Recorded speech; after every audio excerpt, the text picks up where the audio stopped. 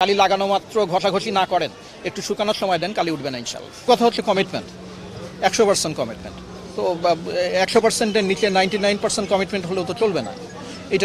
আমরা এটা উদ্যোগ নিয়েছি এবং আল্লাহর রহমতে এটার জন্য যা যা করণীয় আমরা আমাদের তরফ থেকে আমাদের সামর্থ্যের ভিতরে যা যা করার আমরা সব কিছু করেছি এবং কমিটমেন্টের জায়গায় এক বিন্দু নেই, আচ্ছা ঘাটতি নেই।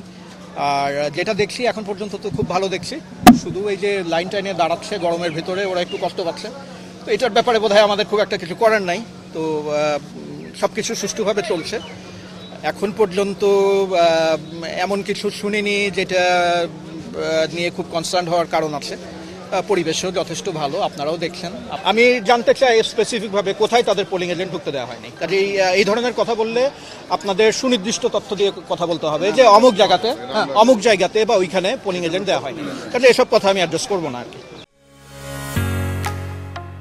ঢালাইয়ের সেরা প্রিমিয়ার সিমেন্ট।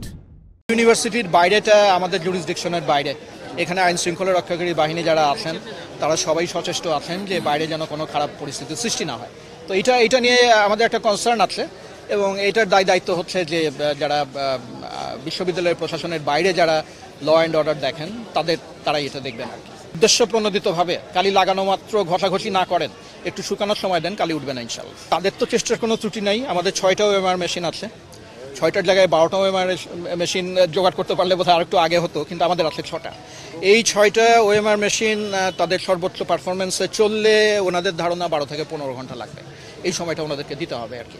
তবে আমি যেটা সবাইকে নিশ্চিত করতে চাই যে ভেতরে তো থাকবেনই, বাইরেও ডিসপ্লেতে সমস্ত কার্যক্রম আমাদের সমস্ত ছাত্রছাত্রী, ইনফ্যাক্ট সমস্ত দেশবাসীর সামনেই আমরা উন্মুক্ত করে দেবো আর কি।